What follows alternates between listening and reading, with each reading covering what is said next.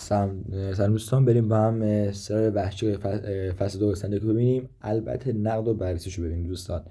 نخستین من مثلا تو فیلم هم مثلا دوگانه فیلم بررسی میکنم. یکی یک نقد، یک نقد دیگه است. حالا کدوم بودش بیشتر دوستان که بدونم اینا دیگه کدوم بیشتر استقبال کردید. نخستین اپیزود از فصل دوم سریال وحشی داستانی دیگر از زندگی داوود اشرف را روایت خواهد کرد. کسانی که قسمت دیده باشند به خوب میدانند که منظور از روایت دیگر چیست. قسمت اول فصل دو سریال وحشی درست بعد از گذشت چند ماه از پلتفرم فیلمنت پخش شد. پیرو همین موضوع ما نیز تصمیم گرفتیم خیلی زود به سراغ نقد آن از مجله بازار برویم. پیش از شروع هر چیزی این مقاله لازم است به این نکته اشاره کنیم. همانطور که شما از قسمت واقف هستی میدانید سریال وحشی در فصل اول سال سر و صدا بسیار بابا کرد و از کیفیت مثلا من سال وحشی در اندازه پرچم به حجم باز بر خودش به ارمان بیاورد. خوش فیلم میکنن قبلش، ولی اینقدر شد خیلی بیشتر از فکر من شد. شبیه به دیگر سایت‌های شبکه جمع‌خوانگی میشد اصلا توجه نمی‌کرد، یعنی مثل بقیه نبود اصلا. پس سال وحشی سایت بسیار جذابی است که طرفدارانش هم این منظور میفهم از اون چیز طرفدارانش اینطور منتظر بخش فصل دومش بودن. شروع داستان در فصل دو. اگه تا اینجا نقد دوست داشتین حتما لایک و سابسکرایب فراموش نشه که من بدم درگمی بگم و براتون ویدیوهای بیشتری درست کنم. پس لایک و سابسکرایب فراموش نشه دوستان. بریم برای ادامه ویدیو. لایک کردی دیگه. اصلا من تا شروع نکنی ویدیو رو تا لایک و سابسکرایب نکنی شروع نمی‌کنم دوستان. کردی؟ پس بریم. پس از این که در این آخرین قسمت فصل اول رها دست داوود را از دادگاه میکنند بس دست داوود اشرف تو دادگاه رو میکنه، منظورش نه میکنه، رو میکنه. واسه ضبط دوستان بریم سر عجیب وحشی سال وحشی قسمت فصل دوم. سال وحشی فصل دوم ببینیم که اومده و من قرار بود نشوش بدم. ببین تا ببینش، لایک کن، ساب کن، بریم سر عجیب وحشی فصل دوم ببینیم.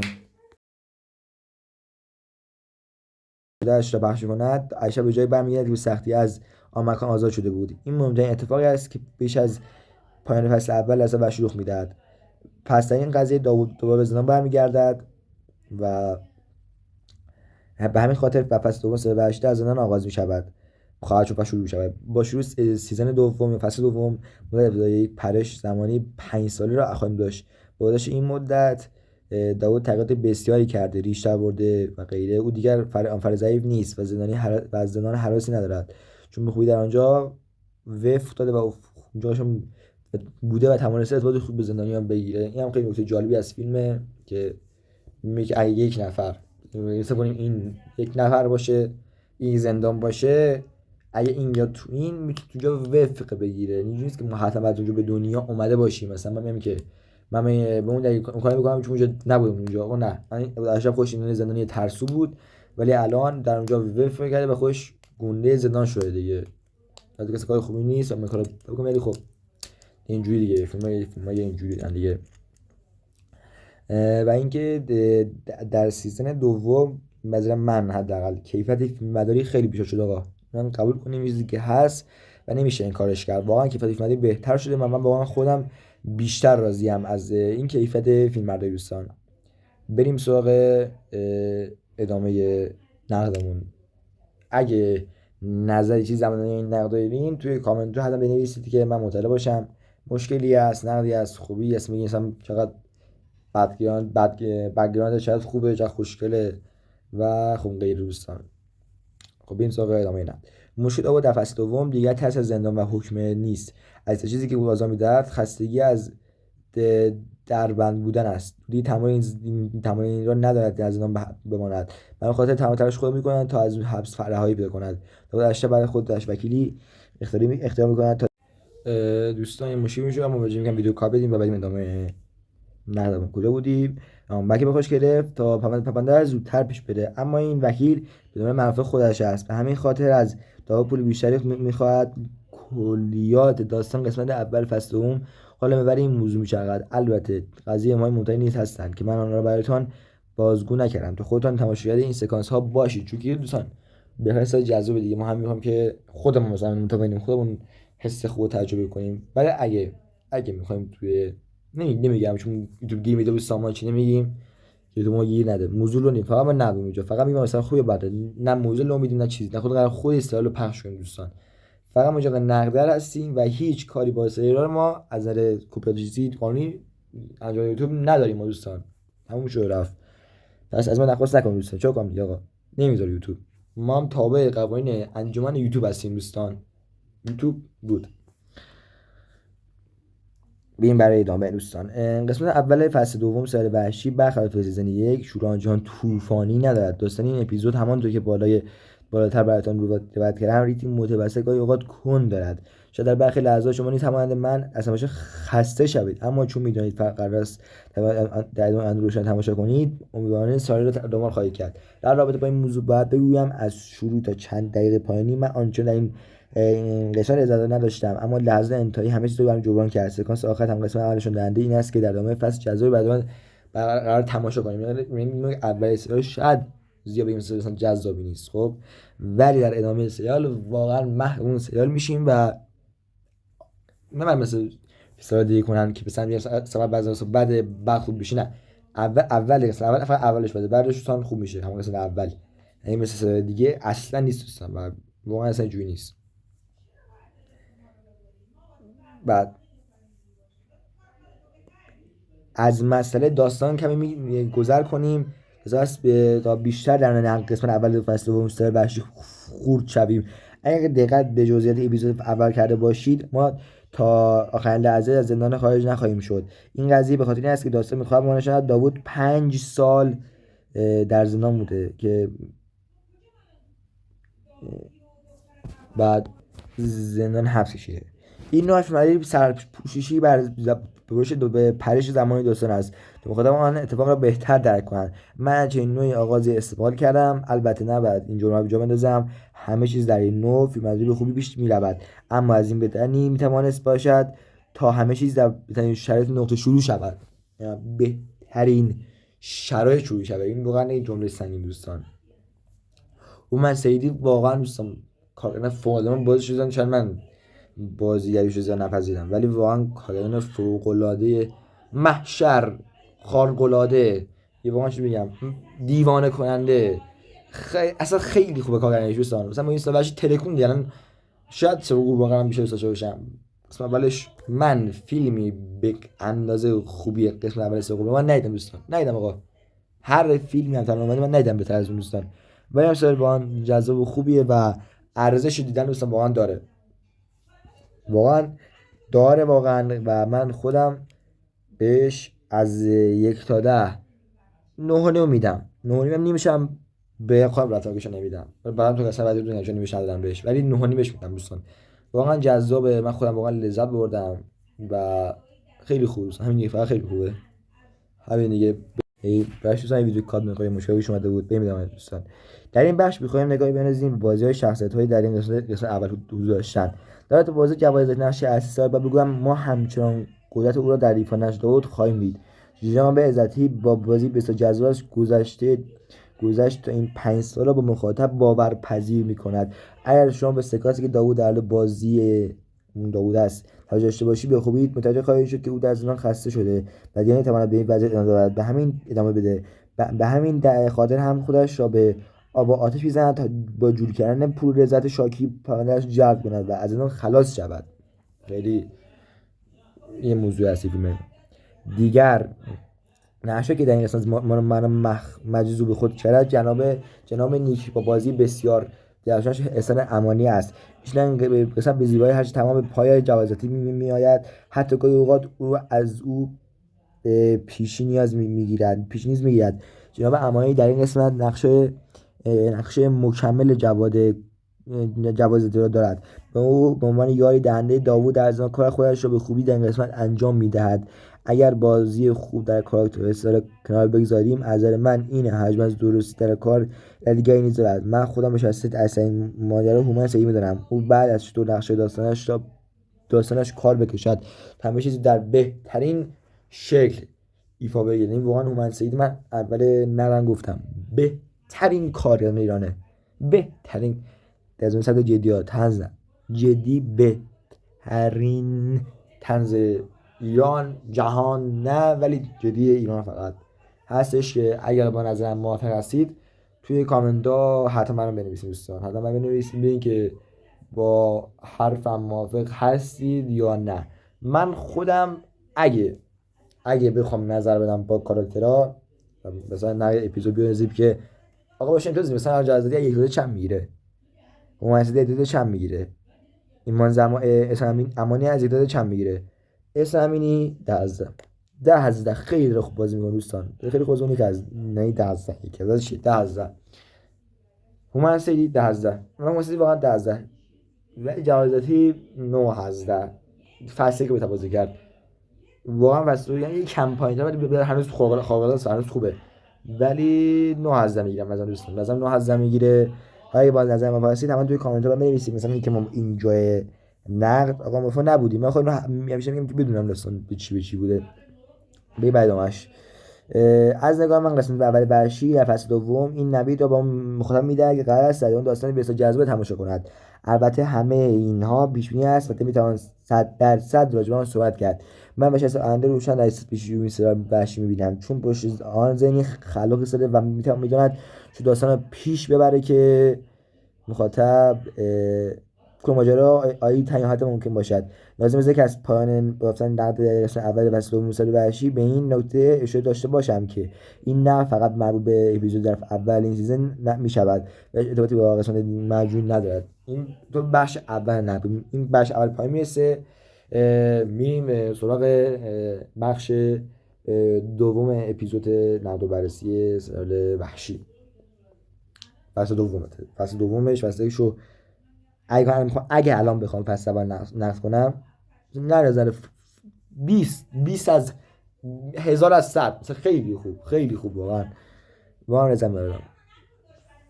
فصل دوم وحشی با فاصله 5 سال آغاز شود. این بخش دوستان از این نگاه دیگه به این نقد و بررسی دوستان نگاه کنیم ما که ببینیم آقا خوب بوده یا نبوده بد بوده یا هر چی بوده دوستان ببینیم چه جوری بوده دوستان. پس اینی که شروع کنیم دوستان بریم یه کات بدم بیام استفاده کنم برگردم استفاده شد بریم سراغ ادامه نگاه بک‌گراند جذاب استاد. اگه از بک‌گراند خوش اومده بیان بگین بعد اومده من اول شما اگه بگین کامنت دارین بک‌گراند بعد من عوض شما دوستان چون من مخاطبم ارزش قائل هستم و بخوام که همیشه بهترین کیفیت و کوالیتی رو تعریف کنم. فصل دوم وحشی و فاصله 5 سال آغاز شود. به ادامه نقد فصل دوم وحشی فاصله 5 سال آغاز شود. 5 سال جوانی که در ظاهر چیزی عوض نشده اما پشت میرای زندان داوود همه چیز را از دست داده و هر دری میزنند تا از خانواده مقتول رضایت بگیرد. به همین دلیل دست به دامان مرد مرموز زندان آقای نیک می شود و پول رضایت را فراهم کند. بعد از ماهان نظام اولین قسمت اول این خلاصی بود که از فصل دوم میگم فصل چی به چیه. بعد از ماهان نظام اولین قسمت فصل دوم وحشی منتشر می شود. به گزارش فرارو این سریال در فصل دوم همچنان زندگی داوود عایشه را به تصمیم می‌گیرد تا نشان دهد انسان چگونه می‌تواند انتها بد و بدتر گرفتار شود و هر تصمیم ممکن است همه چیز را به هم بریزد.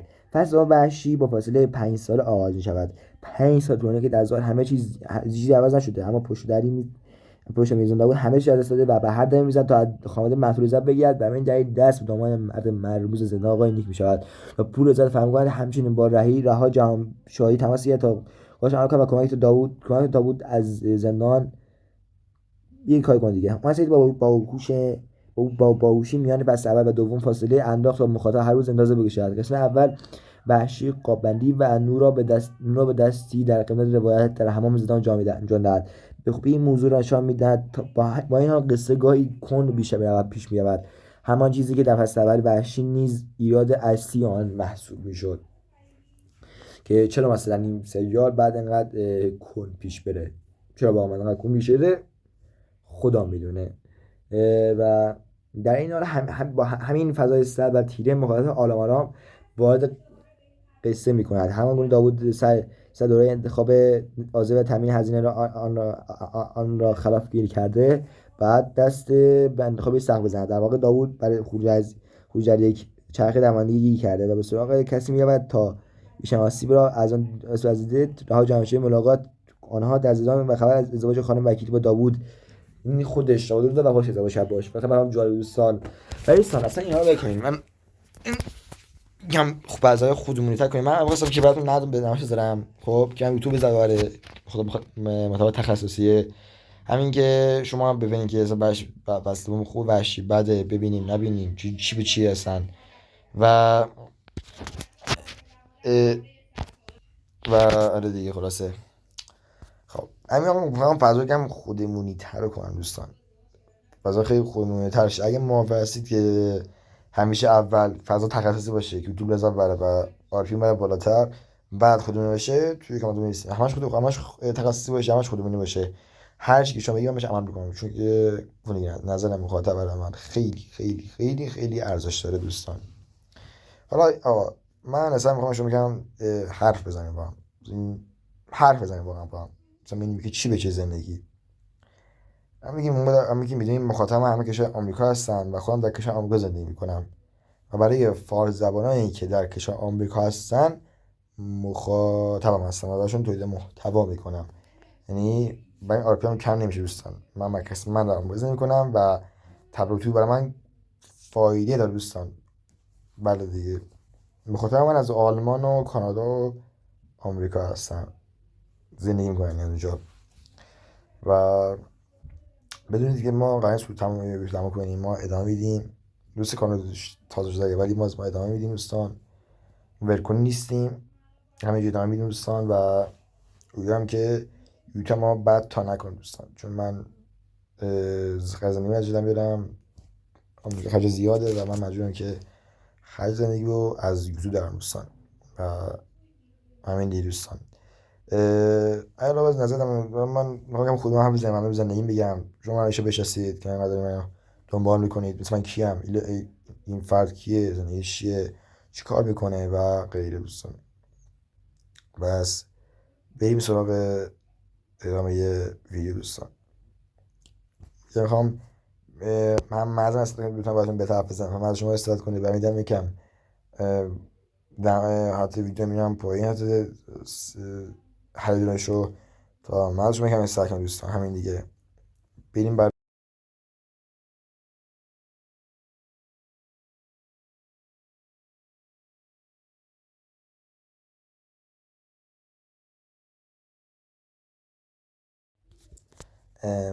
برای ادامه بگم که واقعا زندگی جذابی نیست دوستان من واقعا هر روز هم درس میخونم کار میکنم همین چیز میکنم ولی خب پیچ تغییر نمیکنه دوستان واقعا یعنی چه باید باشه من کردم هر روز در امریکا من در شهر لس آنجلس زندگی میکنم بلند میشم کار میکنم ساعت 5 صبح تا 2 صبح شب یعنی 5 صبح بلند میشم تا 2 صبح فرداش میگم بعد دو 5 میگم واسه اساس کار اساسا میخوام چه با پرونج دوشه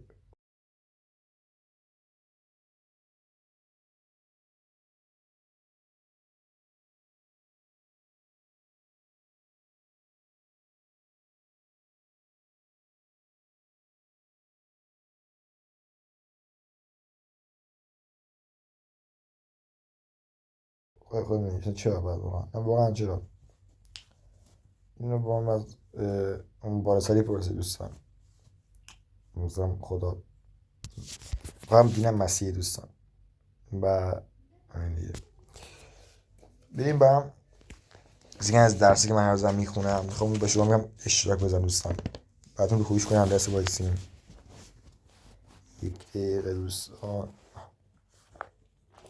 خب فصل یکم فیزیک و اندازه‌گیری آشنا فیزیک دان برای توضیح پدیده‌ها از قانون‌ها مدل و نظریه فیزیکی استفاده کنند و قانون‌ها مدل نظری و به طور مدام توسط آزمایش بررسی می‌شوند و همین ممکن است با گذشت زمان برخی از نظریه و مدل‌ها تغییر کند آزمون پذیری و همینجا بگم که یوتیوب عزیز که این درس های من نیستا با من که هومن سیدی کارگر نسل وحشی بوده چجوری درسشو خونده شده کارگردم میخوام از عمق نقد بررسی ببین همون نقد بررسی ما از نقد بررسی خارج نشیم دوستان نوبت فیزیک است. به من مثال نظر اتمی در مورد ساختار اتم‌ها در طول سال‌ها در اثر مشاهدات و آزمایش‌های جدید دچار تغییر زیاد شده و مدل مختلفی در مورد ساختمان اتم توسط دانشمندان مطرح شده. مدل سازی ساده سازی یک پدیده فیزیکی چیست؟ ساده سازی یک پدیده فیزیکی برای بررسی و تحلیل آن ما مدل سازی می‌گوییم. مثلا صرف نظر کردن از مقاومت هوا، شما چی میگه، زن مقاومت هوا، حرکت توپ یا چشم پوشی از حرکات دورانی توپ. اندازه‌گیری کمیت و یک‌ها. برای شناخت بررسی پدیده فیزیکی باید اندازه‌گیری انجام دهید. در واقع اندازه‌گیری اساس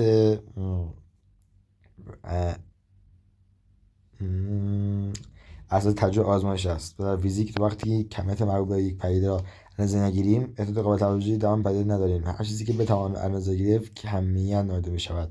برای اندازه‌گیری یک کمیت نیاز به یک‌های مناسب اندازه‌گیری داریم.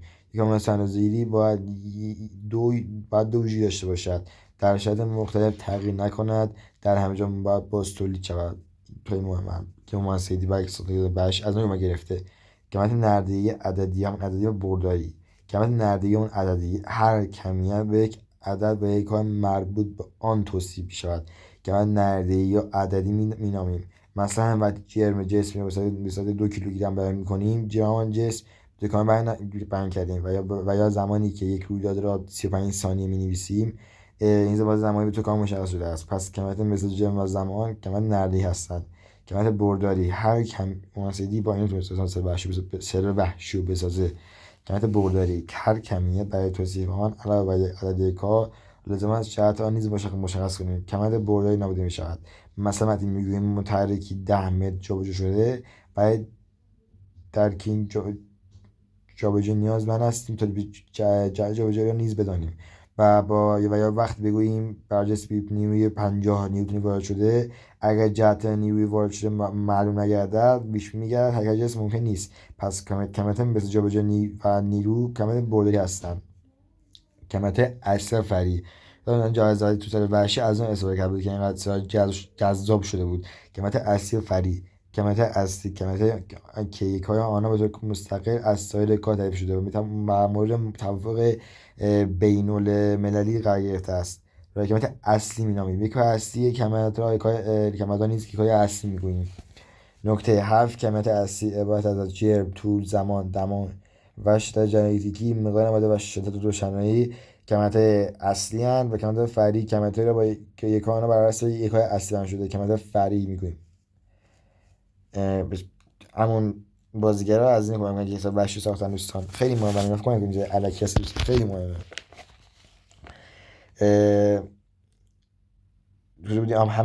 همه کمیت‌های فیزیکی به جز 7 کمیتی که در نکته قابل بیان شده که فرعی هستند. مثلا تندی و انرژی کمیت فرعی اند.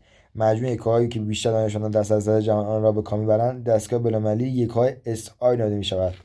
برخی از یک‌های اصلی در دستگاه بین‌المللی یک‌های SI به صورت زیر تعریف شده: متر یک‌های استاندارد طول متر است. بنابراین قرارداد یک عبارت می‌دارد از 1/10 میلیونم فاصله استوا تا قطب شمال. فاصله میان دو نقطه نازک برای میله اجناس پلاتین و ایریدیوم در دمای 0 درجه سلسیوس.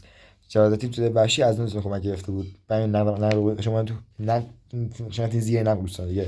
مسافت طی شده توسط نور در مدت 1 برای 299.79 2450 ثانیه در خلا. کیلوگرم یک‌های استاندارد جر کیلوگرم است. 1 کیلوگرم جرم استوانی از جنس آلوژ پلاتین و ایریدیوم است. ثانیه یک‌های استاندارد زمان ثانیه است که یک‌های یک ثانیه مساوی 1 بر روی 86400 در هر شبانه روز است. جوازاتی برای این 5 لوکازن بود تو سر وحشی. پیش‌بندهای SI برای بیان اعدادی که از یک‌های استانداردی تعیین شده به بسیار کوچکتر هستند از پیش‌بند استفاده کنیم. با ضرب آنها در یک‌ها توان صحیح 10 آنها به بزرگی یک کوچک می‌کنیم. برخی از پیش‌بندها زبازی اومدند. سانتی 10 سانتی سانتی 10 به توان -2 میلی 10 به توان -3 میکرو 10 به توان -6 نانو 10 به توان -9 پیکو 10 به توان -12. برای این کوچک ساز دانه به اشاره بزرگساز جازی از اون گرفته تو سال وحشی رو نقل کرد. هکتو 10^2، کیلو 10^3، مگا 10^6، گیگا 10^9 و ترا 10^12. نکته: اگر اندازه کمیت بر اساس یک‌های معین داده شده باشد، برای آنی که اندازه آن کمیت را بر اساس یک‌های دیگری به دست بیاوریم، با اندازه کمیت را در ضرب تبدیل آن دو یک‌ها نمیشه تبدیل واحد است. ضرب تبدیل در واقع کسر است که در صورت مخرج آن هم برابر است، در نتیجه مقدار آن برابر واحد است و مقدار کمیت آن تغییر نمی‌کند. مثلا در عدد یک‌های کیلوگرم به گرم از ضرب تبدیل 10^3 گرم بر روی کیلوگرم استفاده کنیم. مثلا میگن تبدیل واحد که در جوازات دستال وحشی استفاده کرده بود. نماد علمی: برای بیان مقادیر بسیار بزرگ یا بسیار کوچک، آنها را به صورت خاصه ضرب عددی بزرگتر مساوی یا یک و کوچکتر از 10 در حالت صحیح از 10 می‌نویسیم. این روش نماد اعداد یا نمادی که نماد علمی بهش گفته میشه دوستان. و در ادامه برای نوشتن عدد به صورت نماد علمی از الگوز استفاده می‌کنیم. اگر عدد از 10 بزرگ بود، با حرکت ممیز عدد آن را کوچک می‌کنیم تا عددی بین یک تعداد حاصل شود. سپس تعداد ارقامی که عدد کوچک کردیم توان مثبت عددها قرار می‌دهیم. اگر عدد از یک کوچکتر بود، با حرکت ممیز به سمت راست عدد را بزرگ می‌کنیم تا عددی بین یک تعداد حاصل شود. به تعداد ارقامی که عدد بزرگ کردیم برای 10 تعداد منفی قرار می‌دهیم. دقت اندازه‌گیری دوستان: در فیزیک همواره اندازه‌گیری با خطا همواره است. برای راهکاری می‌توان دقت اندازه‌گیری را افزایش داد و خطا را کاهش داد. راهکارش دوستان شازدی از این راهکار دوستان استفاده انقدر بالا بی بدی کنن سرلو. استفاده وسیله اندازه‌گیری دقیق‌تر: هر وسیله اندازه‌گیری دقت یا حساسیت مشخص دارد. در ابزارهای اندازه‌گیری درجه‌بندی شده. کوچکترین درجه‌بندی آن ابزار و در وسایل اندازه‌گیری رقمی دیجیتال یک واحد از آخرین رقمی که اندازه‌گیری شده است به عنوان دقت اندازه‌گیری وسیله در نظر می‌گیریم.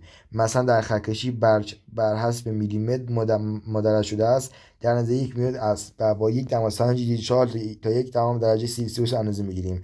دقت اندازه‌گیری در 1 درجه سلسیوس است. پس هر چه دقت اندازه‌گیری را با ابزار دقت بیشتر بهره بریم، نتیجه اندازه‌گیری با دقت بیشتری مراتب کمتری خواهد بود. مهارت شخص اندازه‌گیری: اگر فردی به یک اندازه‌گیری انجام می‌دهد مهارت بیشتر در رعایت اصول اندازه‌گیری، مثلا زاویه دید مناسب هنگام خواندن وسایل مدرج داشته باشد، در نتیجه اندازه‌گیری به مقدار واقعی نیز خواهد شد. همین من وسیله جواز دیگه گرفته بود. نوترین روش: عددی که نسبت به سایر اندازه‌گیری رابطه قابل ملاحظه داشته باشن از میانگین حذفشان، یعنی میانگین نمیگیریم. و آخرین اینکه تعداد افزایش تعداد در اندازه‌گیری، یعنی برای کاهش تعداد خطا در اندازه‌گیری می‌توان یک عدد اندازه‌گیری را چند بار انجام داد. مثلا میانگین عددی به دست آمده را در نتیجه اندازه‌گیری در نظر بگیریم. مثلا کار جوازی در سوال وحشی. چگالی یکی از ویژگی‌های مهم در هر ماده است. از تثبیت جرم بر حجم آن ماده است میاد. در رابطه فوق، اگر جرم بر کیلوگرم و حجم بر متر مکعب باشد، چگالی بر اساس کیلوگرم و متر مکعب خواهد بود. یکای چگالی در اسر است. اما اگر جرم بر اساس کیلوگرم و حجم بر اساس سانتیگرم باشد، چگالی بر اساس گرم بر سانتیمتر خواهد بود. چگالی یک ماده سبشید از این نکته مهم نکتهشه. چگالی بر یک ماده به دمای آن ماده بستگی دارد. معمولا با افزایش دما حجم ماده افزایش و چگالی آن کاهش یابد. این هم مثلا خیلی مهم بود که بهتون بگم که وحشی ها چجوری وحشی است. مثلا وحشی مطالب خوندن که مثلا سرلا به این جذاب دوستان بسازن. حالا اگه باز نظری هست توی کامنت من بگی تا در ویدیوی دیگه از آن استفاده کنیم دوستان. بریم ادامه نقد رو حرف زدن با هم دیگه.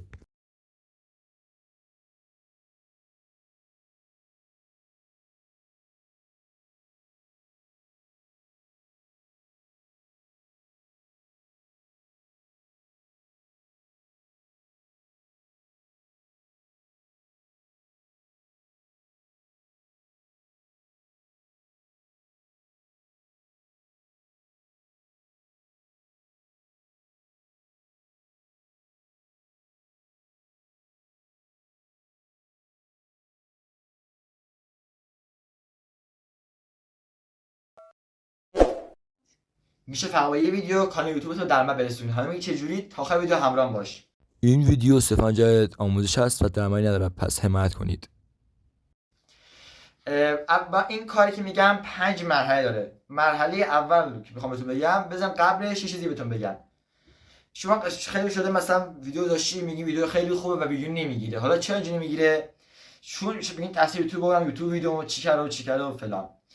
شما در یوتیوب با الگوریتم طرفین، یعنی شما با خود یوتیوب طرفید، مردم طرفید. یوتیوب میخواد ویدیو شما انقدر خوب باشه، هم شروعش هم پایانش که و وسطش، که مردم تا آخر ویدیو رو ببینن. پس برای این باید چیکار کرد؟ و ویدیو انقدر خوب باشه تایمبل و ناش که مردم تا آخرش ببینن، براش کلیک کنه باشن که تا آخرش ببینن. اینا بزنین یوتیوب جامعه مستر بیست که میگه که یوتیوب از شما میخواد فقط یک کار کنید که مردم تا آخر ویدیو ببینن، تا آخر ویدیو مردم ببینن، همین. و وقتی شما ویدیو میذارین که ویدیو نمیگیره، انقدر ویدیو خوب نبوده که مردم تا آخرش ببینن. اینا بیاد داشته باشین. حالا این شما 5 مرحله‌ای که تو این چند ماه بهش دست یافتم.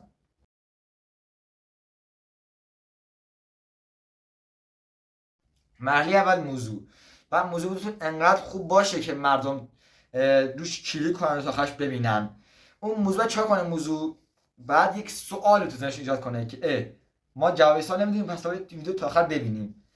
بعد تو مثال میزنم و جذاب باشه. چجوری جذاب باشه؟ 2 تا مثالات میزنم. مثلا برای آموزش زبان انگلیسی یا هر زبان دیگه ای 2 تا موضوع هست، که جذاب که غیر جذاب. جذاب مثل چی؟ کمتر از 2 ماه زبان انگلیسی رو یاد گرفتم، چه جوری؟ ویدیو رو ببین. غیر جذابش چیه؟ آموزش زبان برای افراد 12 تا 18 سال. این اصلا جذاب نیست و ویدیو خاصی نمیگیره. این یک. خیلیتون گفته بودین که برای هر کی از حوزه‌های کاری ما یک موضوع تایتل موضوع بگو که من تو این جدول کلمه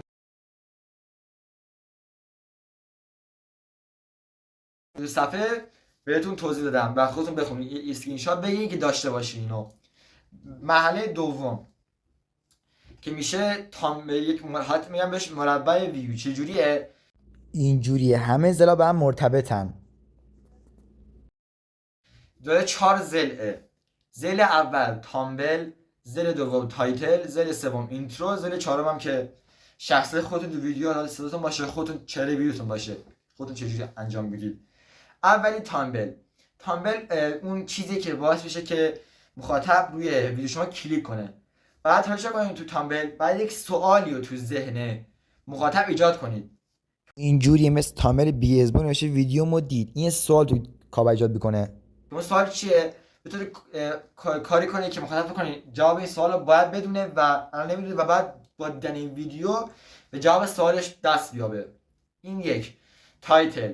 بعد زیر اون متن باز حتی سوال طور باشه.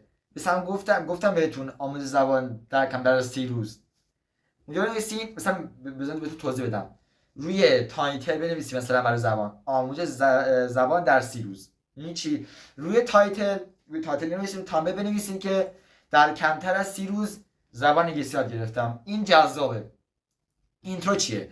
اینترو به 20 ثانیه اول هر ویدیو میگن اینترو، به ویدیو با تضییع دقیقه. خب شما تو 20 ثانیه اول طوری رفتار کنید که به مخاطب قول داده باشید که تا آخر ویدیو ببینه به جواب سوالش دست میابه. چه جوری؟ حالا مثلا من تو این ویدیو اول ویدیو چطور شروع کردم؟ من گرفتن کانال تو در کم در 30 دما برسون. اگه میخوام چه جوری تا آخر ویدیو همراه باش. این قولش دادم که شما بفهمید چه جوری باید این کارو کنید. چون شخصیت خودتون که اصلا توضیح نیست و شخصیتتون جذاب باشه و گیرا باشه، ولی همه کار نیستین. بعد شما در ادامه کار الان 50% کار اومدین، اگه درستش عمل کنیم بهش 50% دیگه مونده که اگه این کاری که میگم انجام بدین بهش دست بدین. حالا چه کارهایی؟ میره مرحله سوم. مرحله سوم که مهمترین مرحله است، ولی قبلش چیزی بهتون بگم که یادتون بخیرتون بگم. ساخت تایمبل خیلی مهمه دیگه. تایمبل رو میتونید بدید مثلا براتون یه کسی که کارش مثلا تایمبل هست براتون بسازه، ولی خودتون بیشتر بکنم بسازید، ندیم براتون بسازه. چرا؟ اگه خودتون بسازید روی جزئیات بیشتر توجه میکنید و بیشتر دل به کار میدید، ولی اون کس هم میخواد پولشو بگیره تایمبل شما بده که بدید خونتون. همین. این یک. این مرحله سوم. شما اگه همه کاری گفتم خوب انجام بدید میشه که 50% کار رفتید، ولی این همه کار کردید میتونید توی چشم به هم زدن نابودشه. چجوری؟ اگه یک متن خوب توی ویدیوتون نباشه باعث میشه که ویدیوتون به مرور خسته کننده بشه و مخاطب سر بره به دنبال دیدن ویدیو دیگه. برای این کار بعد از ترفندهای روانی استفاده کنید. چجوری؟ بعد کلمات مانند ولی، اگه، نه خیر، نمیشه و این استفاده کنید. خب تا ذهن مخاطب به چالش بکشید. خودم تو این ویدیو اینو به کار بردم و شما اصلا حس نکنید که داری ویدیو زمانش میره. خب میتونید خودتون بکشید عقب چک کنید. خب این طرف استفاده کنید و متن یکم قوی تر میشه گفت ویدیوتون غیر نقص میشه و میتونه راحت ویدیوتون بگیره تضمینی. خب میریم مرحله بعدی و قبل که مرحله بعدی هیچ وقت ویدیوتون رو با مثلا سلام من فلانی هستم شروع نکنید. مثلا سلام من رضا هستم، ویدیو من خوش آمدید، به چنلم آرتا خوش آمدید. اولی ببین جواب سوالش بگیره، طرف مثلا یه کاری کنه. خب نه مثلا قیافه نظر رو ببینه. پس با اینا ممنوع ویدیوتون با این کلماتی که نوشتم شروع نکنید. هی بخواد حرف بزنیم. مرحله 4 که مرحله که اون آخر هستش، مرحله ادیت بهش میگن. ادیت چه کنه؟ ادیت رو به جنبه زیبای ویدیو خسته کننده ویدیو باز کمتر بکنه. چه جوری؟ شما میگن هی دو میذارید فردی هی باید حرف بزنه، خب واسه سر میره.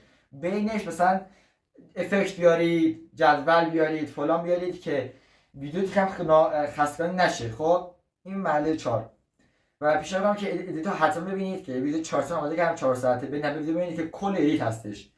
میریم مرحله آخر که پایان بندیه که پایان بندی مهمترین ویدیوه. واسه چیز ویدیوه برای رسیدن سابسکرایب و به دمر رسیدن. اگه ویدیو قوی بود و اونا توستی پیاده کنید و دیدین که خوبه، هیچ وقت اولی ویدیو کلمه‌ای که من استارت کنید نیارید، آخر ویدیو بیارید. چرا؟ وقتی مطمئنی که ویدیو خوب بوده و مخاطب دیده و خوب براش خوب بوده، پس قطعا آخر ویدیو بهش بگید که من حساب کن که در به شرط دارستت که اون ویدیو خوب بوده، بذار سابسکرایب رو یاکش کنیم.